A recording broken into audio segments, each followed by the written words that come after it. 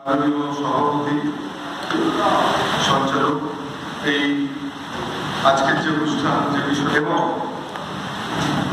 যারা বিভিন্ন বিজ্ঞান সংগঠন থেকে এখানে এসেছেন এবং ব্যক্তি মানুষও যারা শুভভক্তি সংগঠন যারা এসেছেন তাদের প্রত্যেককে আমার ব্যক্তিগতভাবে আমার পক্ষ থেকে আমাদের সংগঠন মুক্ত চিন্তার পক্ষ থেকে এবং এই লড়াই আন্দোলনে যারা প্রথম থেকে সহায়তা করছেন অনেক মানুষ প্রায় 500-600 জন মানুষ আমাদের আর্থিক এবং অন্যান্য সহযোগিতা করছেন তাদের সবার পক্ষ থেকে ধন্যবাদ জানাচ্ছি।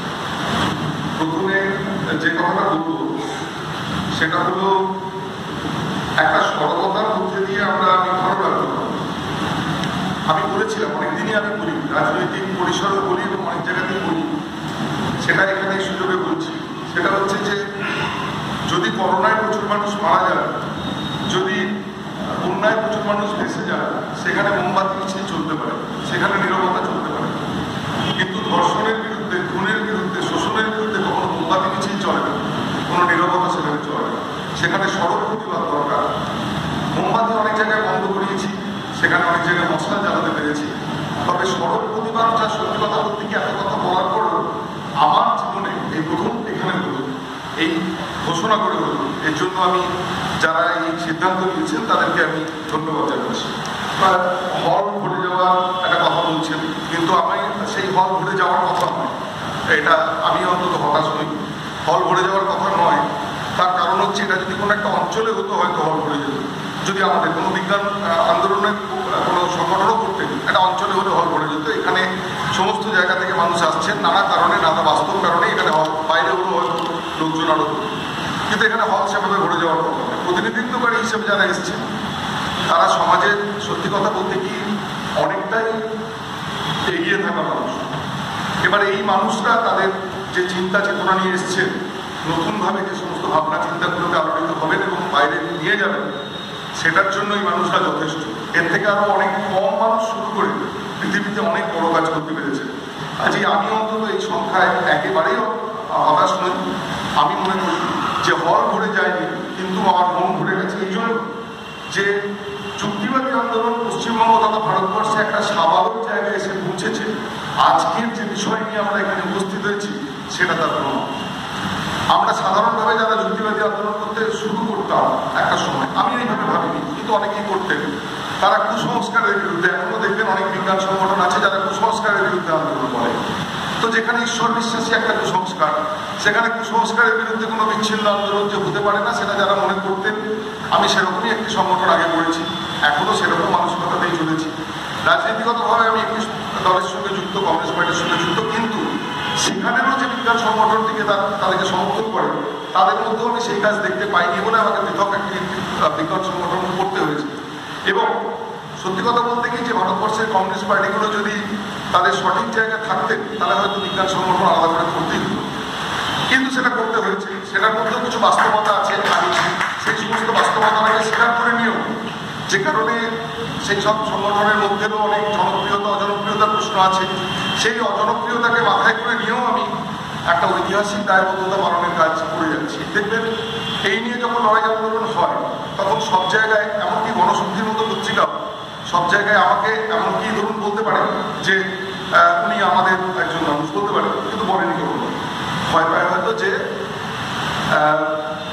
পরবর্তী ক্ষেত্রে তাহলে এটা কি ইম্প্যাক্ট ইত্যাদি হতে পারে বলেন আমিও সেটা চাইনি কারণ এই যে আন্দোলনটা করতে গিয়ে আমি কিন্তু নিজেও অনেক কিছু শিখেছি এটাই যে বিজ্ঞান আন্দোলনের আমরা একটা কথা বলি আপনারা বলেন আমরাও বলি যে ধর্মের মধ্যেই রয়েছে সাম্প্রদায়িকতার একটা ইঙ্গিত প্রত্যেকটি ধর্মই কিন্তু পোটেন্সিয়ালি সাম্প্রদায়িকতার দিকে আমাদের নিয়ে যাওয়ার মতো তার রসদ রয়েছে এটা অস্বীকার করছি না কিন্তু এটাও সত্যি আমি এই লড়াই আন্দোলন করতে গিয়ে দেখলাম যে এই লড়াই আন্দোলনে প্রথম থেকে আমাদের যারা সহায়তা করছেন আর্থিক সহ অন্যান্য ক্ষেত্রে তাদের মধ্যে অনেকেই কিন্তু ধর্ম মানেন এবং মুসলমান নন হিন্দু তার মানে ধর্ম মানেন হিন্দু সেই ধর্মের জন্য এত টাকা দেওয়া হচ্ছে সেই ধর্মের সবচেয়ে মূল যে অনুষ্ঠান বলে মনে করা হয় তাতে কিন্তু সেটাও তারা মনে করছেন যে একটা ধর্মনিরপেক্ষ দেশে এটা করা ঠিক হচ্ছে না বলে অর্থ সাহায্য দিচ্ছেন তার মানে আমরা যা ভাবছি তার বাইরেও একটা ভাবনা আছে আমি অন্তত এই 2018 সাল থেকে আজ পর্যন্ত লাগাতার লড়াই করে এই জায়গাটাও শিখেছি প্রত্যেক মুহূর্তে আমরা শিখছি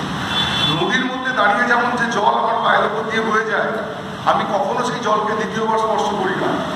আমি একটা বদ্ধ ডোবায় দাঁড়ালে ওই জলটাই আমার পায়ে থাকে বটে, কিন্তু নদীতে দাঁড়ানো জল আমার পায়ে দ্বিতীয়বার স্পর্শ করে না, পরবর্তী অন্য জল আমার পায়ে এসে লাগে, আমার জলটা অন্য কারোর পায়ে গিয়ে লাগে। ঠিক তেমনি প্রতি মুহূর্তে আমরা শিখছি, প্রতি মুহূর্তে আমাদের তর্ক বিতর্কের মধ্যে দিয়ে আমার কথা আপনার কাছে, আপনার কথা আমার কাছে যাচ্ছে, আমরা একটু একটু করে শুনছি, এটাই যুক্তিবাদ। তো সেই জায়গায় দাঁড়িয়ে আমি কিন্তু বুঝেছি যে একটু ভিন্নতর ভাবে ভাবনার মধ্যে একটা অবকাশ আছে, একটা জায়গা কোথাও একটা আছে। তারা বলে এই মানুষগুলো ধর্ম মানছেন, হিন্দু, কিন্তু তারা এটা মনে করতেন না যে সাম্প্রদায়িকতা এটা হচ্ছে, মানে তাদের যে জায়গাটা সেখান থেকে তাদেরকে বার করে আরো মুক্ত আকাশের তলায় আনার মতো অনেক অবকাশ আমাদের রয়েছে। প্রথমে যখন এই ব্যাপারটা হলো, যেহেতু আমি ছোটবেলা থেকেই কি কেন ইত্যাদি প্রশ্নের মধ্যে দিয়ে এসেছি, কোনো বই আমাকে অন্তত যুক্তিবাদী বানায়নি। সেখানে আমাকে আমার ভাবনাটাকে আরো পরিশীলিত করার জন্য আমি স্বেচ্ছায় কিছু বইয়ের সাহায্য নিয়েছি, কিন্তু কোনো বই পড়ে আমি এরকম হয়নি। একটি বই আমাকে সাহায্য করেছিল যে ব্যক্তিগতভাবে আমি যখন মনে করতাম যে ধর্ম বলে কিছু আছে কিনা এটা নিয়ে আমার প্রশ্ন যাচ্ছিল, আমার মধ্যে কি কেন ইত্যাদি, আর বাড়িতে অনেক আমার কঠিন শাসন ইত্যাদি ছিল, তারা ধর্ম ইত্যাদি, তখন সেটা থেকে বেরিয়ে আসার জায়গা। তখন আমার হাতে ভূত ভগবান শয়তান ভূত বইটি এসে পড়ে, এবং ওটা পড়ে বুঝতে পারি যে এমন অনেক মানুষ ভাবছেন। অর্থাৎ ওই বইটি আমাকে কিছু খাওয়ায়নি, শুধু ভাবিয়েছিল যে আরো অনেক মানুষ ভাবছেন, তাদের খোঁজ করো এবং সেভাবে আজকে এই জায়গায় এসে দাঁড়ানো। তো 2018 সালে যখন আমি প্রথম দেখতে পেলাম, এর আগে অনেকগুলো লড়াই করতে হয়েছে ব্যক্তিগত জীবনেও, ছেলের পড়া সেই অনুযায়ী স্কুলে ভর্তি করা, সেটা 22-24 বছর আগে, বাবার দেওয়ার সেটা হয়তো তার আগেও অনেকে করেছে। কিন্তু এই যে ছেলেকে কোনো জায়গাতে স্কুলে বা কলেজ কোনো জায়গাতে তাকে 1 পয়সা না দেওয়া বা সে থাকেনি কোনোদিন কোনো সরস্বতী পুজো সহ অনুষ্ঠানে, তার জন্য যে একটা লড়াই থাকে সবাই জানে। দুর্গাপুরের প্রথম রেশন কার্ড যেখানে পদবিন্দী এইটা নিজের, কিন্তু নানা রকম প্রশ্ন ইত্যাদি ছিল। সবসময় একটা অসহ্য যন্ত্রণা হয় তা হলো আমরা যে এরকম একটা অবস্থা হবে একটা সরকারি স্কুলে কি করে সরস্বতী পুজো হতে পারে বা অন্য কিছু। আমি এইগুলো একটা সংগঠন করেছে যে মানে যার ইংরাজিতে বাংলা নামটা হচ্ছে প্রাক্তন হিন্দু এবং বর্তমানে নাস্তিক, এরকম। তো আমরা তাই অনেকে আছেন প্রাক্তন মুসলমান বর্তমানে নাস্তিক। একটা কথা আছে যেটা হচ্ছে যে পশ্চিমবঙ্গে দাঁড়িয়ে যেখানে অধিকাংশ মানুষ হিন্দু এবং আমি জন্মেছি হিন্দু পরিবারে, সেখানে আমি যুক্তিবাদী হলেও সব ধর্মের বিরুদ্ধে আমার বলার জায়গা থাকলেও আমার প্রাথমিক এবং মৌলিক দায়িত্ব হচ্ছে হিন্দু ধর্মের খারাপের বিরুদ্ধে বলা। এটা একটা মৌলিক প্রশ্ন, এটা কিন্তু প্রত্যেককে বুঝতে হবে। এর বাইরে গেলে আমি পশ্চিমবঙ্গে থাকি, হিন্দু পরিবারে জন্মেছিলাম, নাস্তিক হয়েছি, আর মুসলমানদের খারাপের বিরুদ্ধে মৌলিকভাবে কথা বলছি, সন্দেহ থেকে যায়। ঠিক যেমন বাংলাদেশে দাঁড়িয়ে কোনো একজন যদি এমন মানুষ থাকে যিনি মুসলমান পরিবারে জন্মেছেন, সেখানে সংখ্যা গুরু হচ্ছে মুসলমান, সেখানে যদি তিনি নাস্তিকতার আন্দোলনটা হিন্দু ধর্মের খারাপ দিক দিয়ে শুরু করেন, সন্দেহ থেকে যায়। কেন সন্দেহ থাকে এটা আমরা লড়াই আন্দোলনের মধ্যে দিয়ে সবাই বুঝতে পেরেছি। তো যাই হোক, প্রাথমিকভাবে যখন ইমাম ভাতা ইত্যাদি চালু হয়েছিল তখন প্রশ্ন ছিল, কিন্তু দ্রুত, এই কথাটা কেন বলছি বলবো, দ্রুতই সেটার বিরুদ্ধে আইনের আশ্রয় নেওয়া হয়েছিল। ঘটনাচক্রে আমার যে কেসটা যারা লড়ছেন তারা বিকাশ ভট্টাচার্য ইত্যাদি যারাই ছিলেন এবং জিতেছিলেন তারা, এবং তার ফলে সরকার এখন কিন্তু ইমাম ভাতা দিতে পারে না। এটা পরিষ্কার জেনে নিন, এই নিয়ে অনেক প্রশ্ন। সরকার ইমাম ভাতা দেয় না। দ্বিতীয় প্রশ্ন হচ্ছে ইমাম ভাতাটা হচ্ছে যা, তার সঙ্গে তুলনা করা যায় পুরোহিত ভাতা। আমরা পুরোহিত ভাতার বিরুদ্ধে আইনি লড়াই শুরু করেছি বছর আগে 2020 সালে, এবং সেই লড়াইও চলছে এবং সেটাও চলবে। তো এখন সরকার কিন্তু ইমাম ভাতা দেয় না। এই কথাটা বললাম এই জন্য যে 2018 সালে এই লড়াই শুরু করার পরে সামান্য কোনো মানুষ প্রশ্ন করেছেন যে ইমাম ভাতার বিরুদ্ধে, বুঝতে পেরেছি যে তথাকথিত নাস্তিক বা তথাকথিত যুক্তিবাদী বা তথাকথিত কমিউনিস্টদের মধ্যেও কিন্তু মনের মধ্যে কোথায়, এবং অধিকাংশই এরা কিন্তু হিন্দু, অধিকাংশই নেই, সবাই হিন্দু। তবে দুঃখের কথা যে এই সংখ্যাটা, এই জিজ্ঞেস করার সংখ্যাটা সমাজ প্রগতির সাথে সাথে কমে আসার কথা, কিন্তু 2024 সালে প্রশ্নটা বেড়েছে। বুঝতে পেরেছি যে সত্যি করেই মানুষের মনের মধ্যে লুকিয়ে থাকা হিন্দুত্ব 2018 থেকে 2024-এর মধ্যে আরেকটু বেড়েছে। তাই এই প্রশ্নটা আরো বেশি মানুষ করছে যে আর ইমাম ভাতা, যদিও সেটা অনেকদিন আগেই রিজলভ হয়ে গেছে। অনেক ক্ষেত্রে আমি এই যখন বলছি বা কথা বলিনি এই জন্য যে রাম চুরি করেছে কথা বলার জন্য, আর শ্যামও চুরি করেছিল কথাটা বলতে হবে। শ্যামের প্রশ্ন তুলে সে কথা বলবো। একটা চোর পালিয়ে যাচ্ছিল, তাকে যদি পুলিশ গিয়ে দৌড়ে ধরে তাহলে কি তার হওয়ার অধিকার আছে? যার পরশুদিন চোর চুরি করেছিল এ কথা কি আইন মানবে? যদি কখনো তার প্রশ্ন ওঠে তখন হবে ও চুরি করেছিল বলে আমার চুরি করার অধিকার জন্মায় না, আর ওকে ছেড়ে দিয়েছিল বলে আমাকেও ছেড়ে দেবে না, এটা বুঝতে হবে। তো ইমাম মাতার বিরুদ্ধে লড়াইটা তার আগে কমপ্লিট হয়ে গেছিল। তবে এই সরকার স্বাভাবিকভাবেই চেষ্টা করছে ইমাম মাতাকে ওই যে ওয়াকফ বোর্ড থেকে দেওয়া হয় সেটা টাকাটাও সরকার ভূপথে দেওয়ার চেষ্টা করছে। সেটা এইভাবে করছে, সেটা আমি বলবো আপনাদের, সেটা করছে এবং করবে। আমরা সবাই জানি যেহেতু ধিক্কার দিয়ে শুরু হয়েছে সেই রাজনৈতিক কথা বলতেই হবে। সেটা হচ্ছে যে এ কথা আপনাদের এখানে কেউ মনে করেন না যে আরজিকরের ঘটনাটি ধর্ষণের জন্য হয়েছিল। এই ঘটনাটি যে ধর্ষণ কোনো বিষয় নয়, মেন বিষয় যে সেটার জন্য মানুষ ডেকেছে বা ইত্যাদি হতে পারে, কিন্তু মেন বিষয় যে হচ্ছে একটা দুর্নীতি, একটা সিন্ডিকেট মারা হতো, হয়তো তার কীর্তিটাকে খুঁজে বার করে নেওয়া হতো এবং দেখিয়ে দেওয়া হতো যারা প্রতিবাদ করে যে প্রতিবাদ করলে আমরা এরকমই করে থাকি। এটা কোনো নিছক কামনাজাত ধর্ষণের প্রশ্ন নয়। কাজেই এই যে বিষয়টা ব্যক্তিগতভাবে একটা মানুষের যে নির্দোষ যে ঈশ্বর বিশ্বাস, সেই নির্দোষ ঈশ্বর বিশ্বাসের আমরা কেউ বিরুদ্ধে নই। সেই মানুষটা যে মানুষটা নির্দোষভাবে ঈশ্বর বিশ্বাস করে, আমরা প্রত্যেকে জানি যে ঈশ্বর বিশ্বাসের সঙ্গে শোষণের কি সম্পর্ক আছে, আমরা সেই জায়গা থেকে বিরোধিতা করি। সেই জায়গা থেকে এই যে তাদেরকে টাকা দেওয়া হচ্ছে, সেই টাকাটা দেওয়া হচ্ছে কিন্তু তাদের বিশ্বাসটাকে ব্যবহার করে নিজের রাজনৈতিক ফয়দা নেওয়ার জন্য। এটার বাইরে কিছু নয়, এটার বাইরেও অনেক কিছু হচ্ছে। দীঘাতে দেখবেন জগন্নাথ মন্দির তৈরি হচ্ছে, বিজেপি ইদানিং বলতে শুরু করেছে আমরা 1 লক্ষ টাকা করে দেবো, তারপরে এই রাজ্য সরকারও বললে পরের বছর 1 লক্ষ দেবো, এবারে কথা দিচ্ছে ইত্যাদি। 2018 সালে এই ঘটনাটা জানার পরে আমি সোশ্যাল মিডিয়াতে প্রথম পোস্ট করি যে আর থামা যাচ্ছে না, এর বিরুদ্ধে একটা কিছু করতে হবে। তখন আমার মনে হলো যে রাষ্ট্রকে হয়তো আঘাত করতে গেলে আন্দোলন আমরা তো অনেকদিন করছি, কিন্তু আন্দোলনের একটা কোনো জায়গায় মধ্যে ধাক্কা দেওয়া দরকার, তাহলে আইনি কিছু করতে হবে। আমি প্রচুর আমার উকিল যারা মানে পরিচিত ছিলেন আমি তাদেরকে মেনশন করে আমি একটা পোস্ট করি এবং সাধারণ মানুষকেও আমার তখন রিচ বেশি ছিল। এখন প্রভাবত তৃণমূল বিজেপি ইত্যাদি বা এইসব রিচ কমে চলে। তো যাই হোক তখন আমার সেইটা দিই এবং তারপরে প্রচুর মানুষ পাশে আছেন এবং অনেক আইনজীবী, তার মধ্যে সুপ্রিম কোর্টের আইনজীবীরাও আছেন, তারা আমার পাশে দাঁড়াতে চান।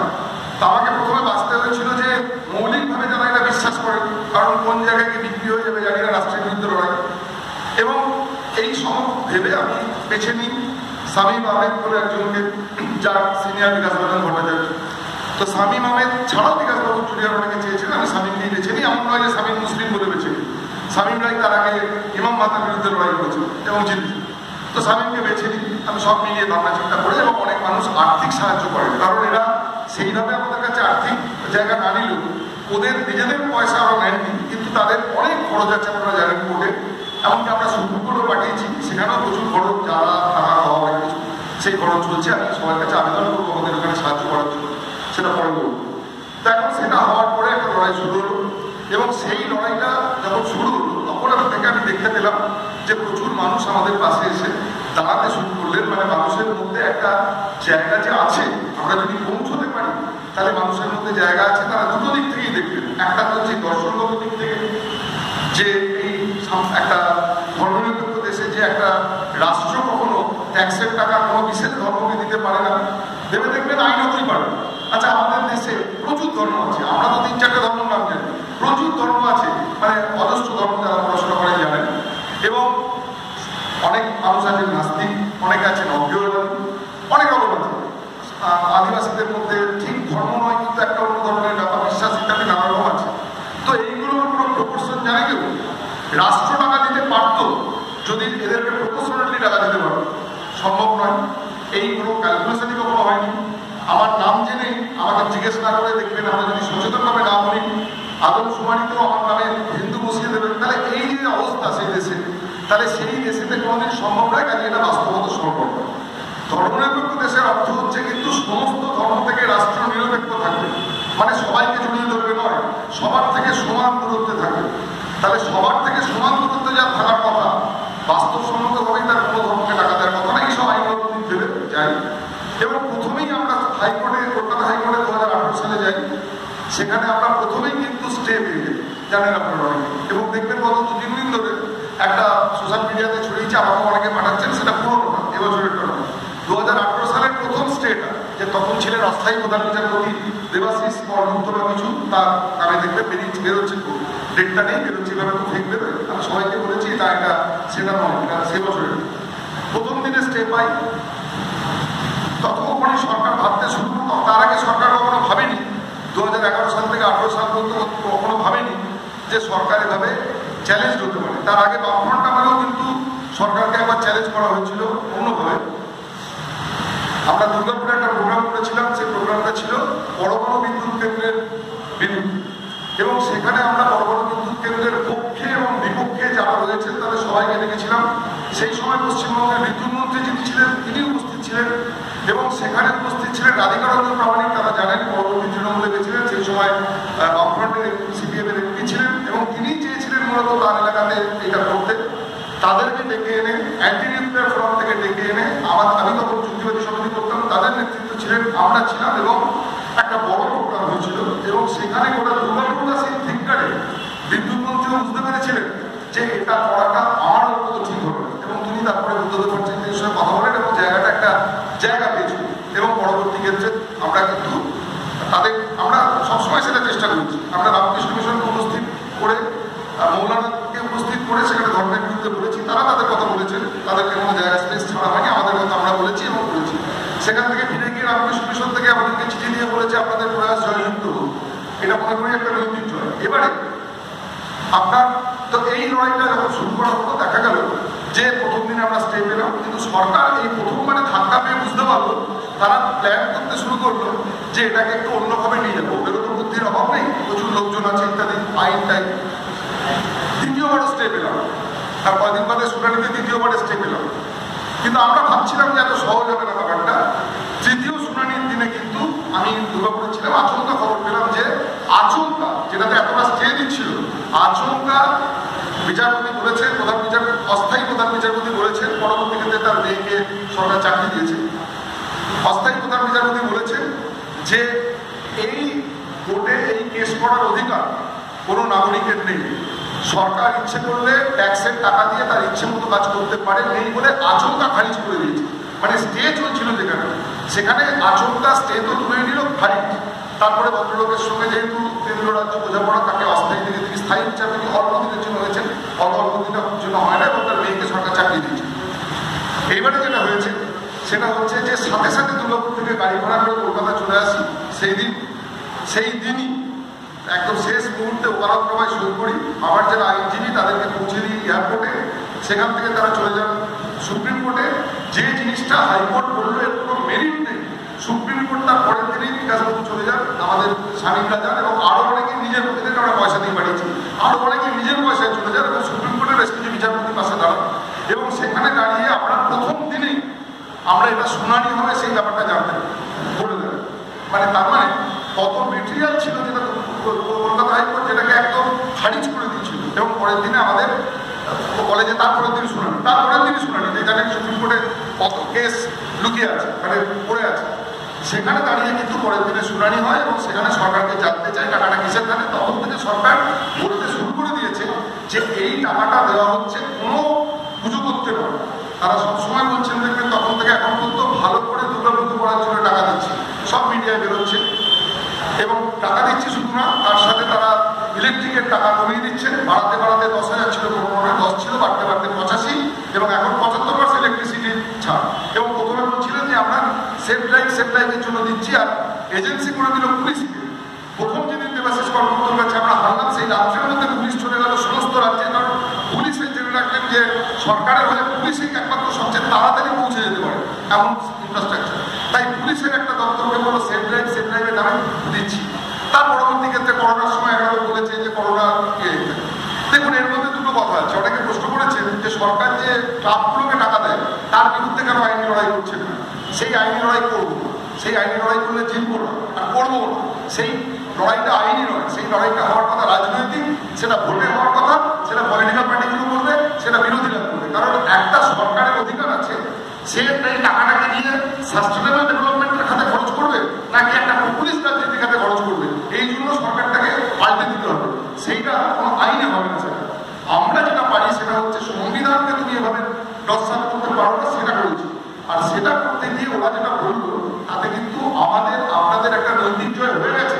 সেটা হচ্ছে ওরা কিন্তু বলছে যে আমরা এখনো পর্যন্ত আমরা 2018 সালে গেছি, যে কেস হাইকোর্ট এবং হাইকোর্টে এদিকে সুপ্রিম কোর্টে চলছে, 20 সালে যায়নি, 19-এ যায়নি, 20, 21, 22, 23, এবছর 24। আপনারা জানেন গত 3 দিন আগে, যারা খবর রাখেন তারা জানেন যে গত 3 দিন আগে আবার খুলিয়েছি এই কেসটাকে, এবং সেই কেসটা আগামী সপ্তাহে শুনানি হবে, দেখা যাক।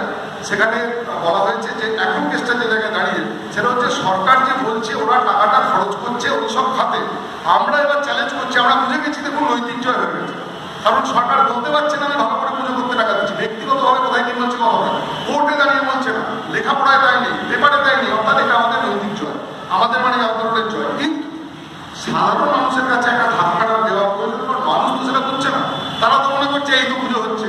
তাহলে সেই জায়গায় দাঁড়িয়ে ধাক্কাটা দেওয়া দরকার হচ্ছে একটা বাস্তব জায়গায়, তাত্ত্বিক জায়গায়। তখন আমরা প্রশ্ন করতে শুরু করেছি যে তাহলে অডিটের রিপোর্ট দাও। গত বছরের পুজোর অডিটের রিপোর্ট চেয়েছিল, সমস্ত পুজো আমরা বলছি সবাইকে পরিষ্কার কথা শুনে রাখতে বলেছি সবাইকে, যে দেখুন আজকেই সরকার আছে কালকেই সরকার থাকবে না, সাধারণ মানুষ আপনি ছাপোসা মানুষ ভালো করে পুজো করতে গিয়ে কিন্তু জেলে ঢুকিয়ে দেবো পরিষ্কার কথা।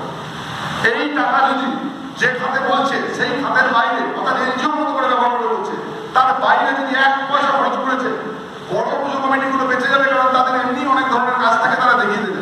ছোট পুজো কমিটিগুলোতে যারা আছেন তারা কিন্তু জেলে ঢুকে যাবে, কোনো রকম দয়া করা হবে না, ফুর্তি করতে টাকা খরচ করে।